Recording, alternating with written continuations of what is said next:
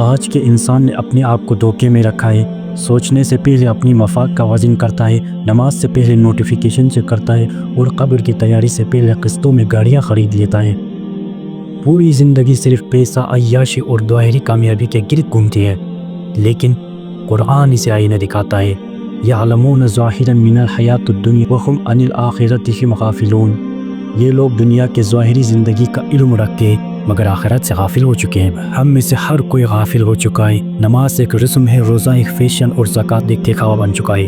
حالانکہ رسول اللہ صلی اللہ علیہ وآلہ وسلم نے فرمایا، دنیا مومن کے لیے قید خانہ ہے اور کافر کے لیے جنت ہے، لیکن ہم نے دنیا کو جنت سمجھ کر اپنی ضمیر کو بیچ دیا ہے۔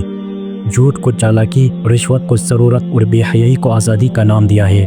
قرآن چیخ چیخ کر کہہ رہا ہے، تمہاری مال، تمہاری اولاد تمہارے لیے آزمائش ہے۔ آج ہر انسان دوسرے سے بازی لے جانا چاہتا ہے، چاہے وہ آخرت ہار جائے۔ یہ حرص انسان کو قبر تک نہیں چھوڑتی، لیکن موت سب کا پیچھا کرے گا۔ کل نفس ذائقۃ الموت، ہر نفس کو موت کا مزہ چکھنا ہے۔ اور جب پھر انسان اللہ کے سامنے کھڑا ہوگا تو اسے اس کے پیسے، شہرت، عہدہ، نمبر پلیٹ کچھ کام نہیں آئے گا۔ اللہ رب العزت فرماتے ہیں قرآن میں، اس دن نہ تمہارا مال فائدہ دے گا اور نہ ہی اولاد، سوائے اس کے کہ جو اللہ کے پاس پاک دل لے کر آئے ہو۔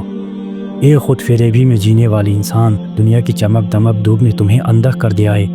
قرآن تمہیں جگا رہا ہے، حدیث تمہیں روک رہی ہے، مگر تم پھر بھی باز نہیں آ رہے ہو۔